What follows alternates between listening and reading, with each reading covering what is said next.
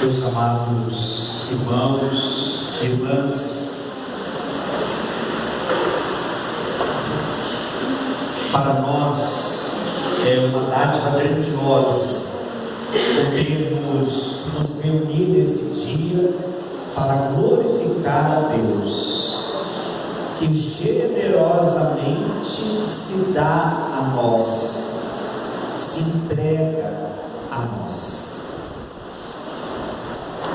A solenidade de hoje, ela vai se dando, ela vai acontecendo ao longo da história da igreja.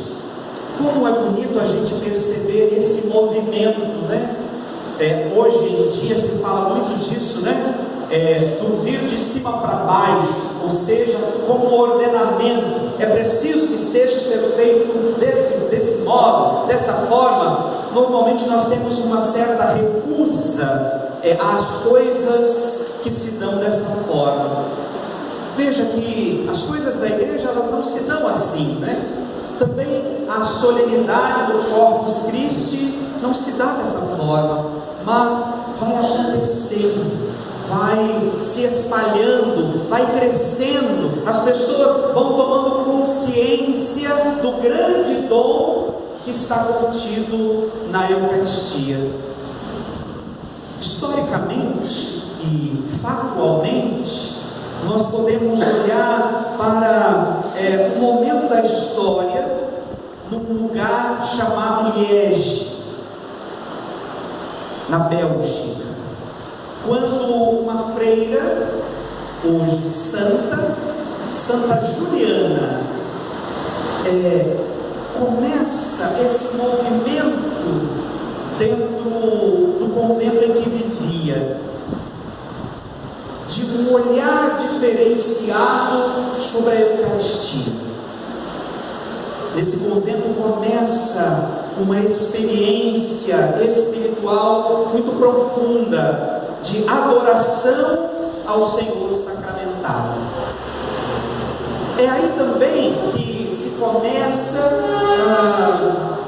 essa exaltação, né? Essa forma de exaltação, de chamar a atenção das pessoas para o mistério celebrado, quando se começa a tocar uma campainha na missa, na hora da elevação da hóstia. São gestos que depois, claro, vão sendo compreendidos e vão sendo usados de outras formas, né? Mas são gestos espirituais para despertar a nossa atenção para aquele ato maravilhoso que está se dando sobre o altar. Então, é um movimento que vai se dando e vai se espalhando pela vida da igreja.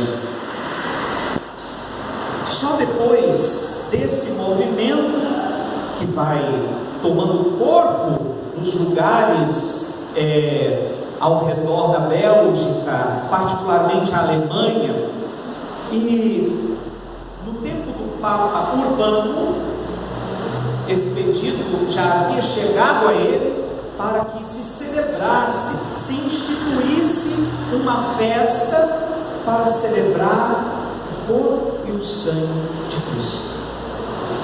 O Papa então chama, nesse mesmo momento, porque as coisas vão acontecendo, né? Não são momentos isolados da história. Nesse mesmo espaço de tempo, o Papa Urbano chama um Frei Tomás, que ficará muito famoso no mundo inteiro depois. Chama o Frei Tomás, destacado na sua inteligência, para fazer o convite de ser ordenado, ser chamado a ser cardeal da igreja. E o Frei Tomás recusa, diz que ele não quer. E ele diz, e o Papa então lhe diz, esta recusa se deve a um gesto de humildade? E o Frei Tomás, não, santidade, é porque eu desejo algo muito maior. E o Papa então lhe pergunta, você quer ser Papa? E ele diz, não, o meu único desejo festa de Corpus Christi se espalhe pela igreja do mundo inteiro. Este é o desejo que eu nutro no meu coração. E então o Papa Urbano lhe faz uma proposta. Eu aceito que esta festa se espalhe pelo mundo inteiro e seja instituída na igreja, desde que você componha as orações para esta missa. Isso por volta do ano de 1200 e alguma coisa. E estas orações todas que iremos fazer na missa de hoje foram compostas pelo Frei Tomás, hoje Santo Tomás de Aquino. É uma história que vai se dando, que vai acontecendo, e que nós vamos de alguma forma contribuindo, né? Será que o Frei Tomás imaginava que um dia, nesse lugarzinho aqui no Brasil, nós estaríamos reunidos rezando as orações que ele compôs para honrar a Deus? É por isso, irmãos, que nós não podemos nos recusar. É por isso, irmãos, que nós não podemos nos excluir de participar da história, de nos envolvermos na história, porque a gente não sabe o que se dará amanhã. O que se dará amanhã? Participemos, nos deixemos envolver, participemos com alegria. Somos chamados a isso. O Frei Tomás, nas suas capacidades, e cada um de nós, nas nossas capacidades, somos chamados a participar do caminhar da igreja. Agora, a Eucaristia, ela tem esse poder de causar em nós, e aqui eu coloco aspas nesta minha expressão, porque eu não sei se ela existe. Nós somos tomados por um maravilhamento adorante. É isso que a Eucaristia faz conosco, né? Ela nos desperta nisso, a adorar o Senhor, a nos curvarmos diante do Senhor, quando temos a consciência de que ali está Deus. A maneira talvez mais sensível de percebermos a presença de Deus é através da Santíssima Eucaristia, algo que nós só podemos alcançar pelo dom da fé, né? Mas a Eucaristia tem esse poder, na maioria de nós, de se revelar como algo que nos causa um maravilhamento adorante.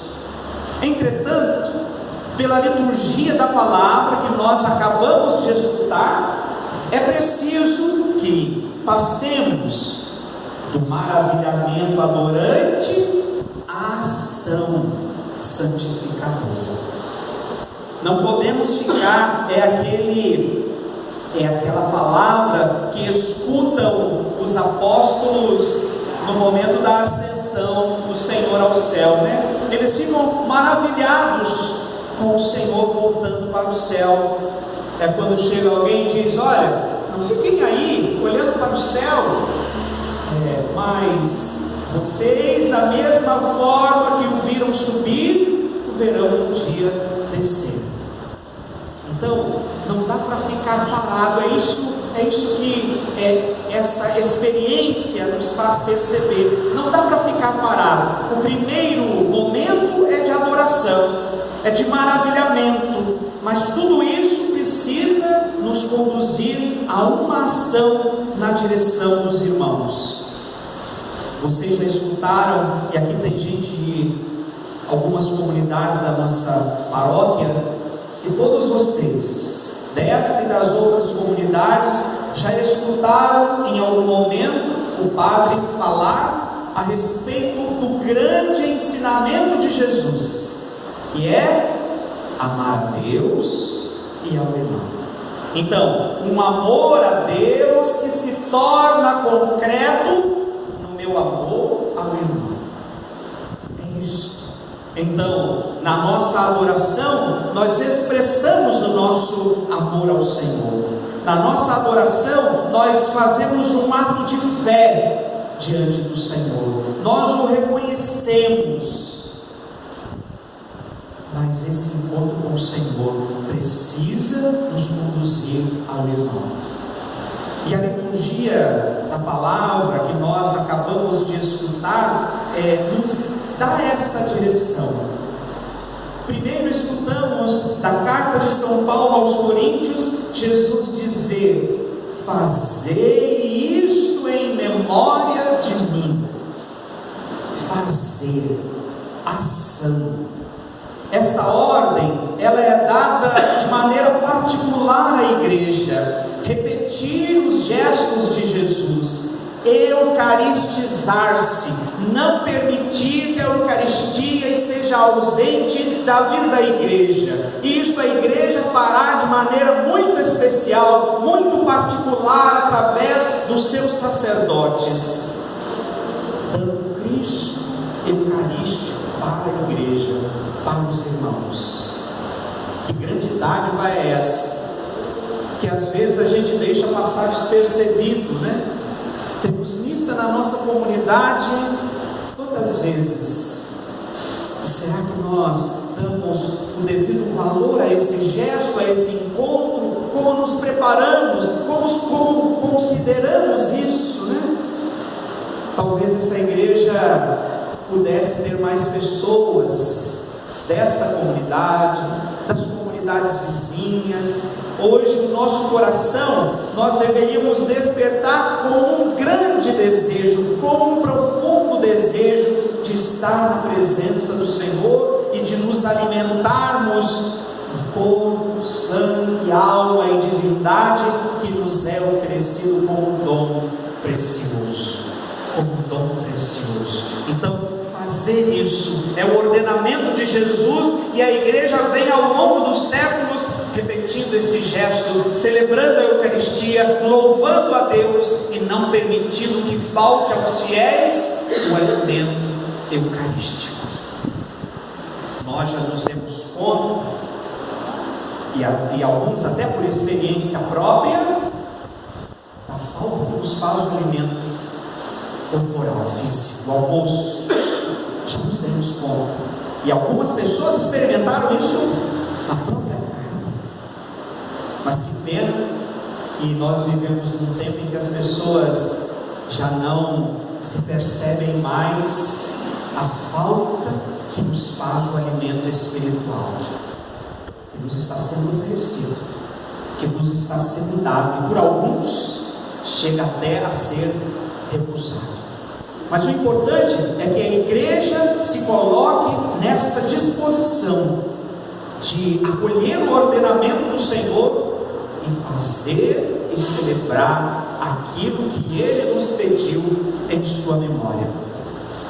Uma outra expressão importante que nós encontramos na liturgia da palavra de hoje: os discípulos de Jesus, preocupados que a hora avançava, eles já estavam ali há tempos escutando os ensinamentos de Jesus, eles estavam num lugar deserto, e a preocupação deles era: aonde essas pessoas vão comer?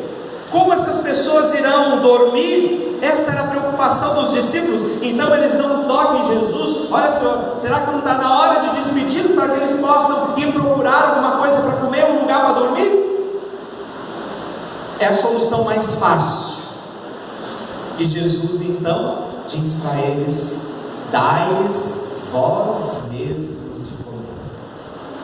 Jesus transfere, dá esta responsabilidade para a comunidade, para a igreja, representada ali pelos seus discípulos. Dai-lhes vós mesmos de comer. E nós vamos perceber na narrativa de Lucas que Jesus abençoou os pães e eles puderam ser distribuídos para todos, né? Mas para que Jesus abençoasse os pães e eles pudessem ser distribuídos a todos, foi necessário que antes alguém oferecesse o pão, os 5 pães, segundo o relato evangélico, os 5 pães e os 2 peixes. Está aí a nossa participação, irmãos. é preciso também participarmos, é preciso nos doarmos, é preciso nos entregarmos, é preciso estar presente. Dai-lhes vós mesmos de comer. Talvez se alguém olhasse, eram 5.000 pessoas, de que servem esses 5 pães e 2 peixes?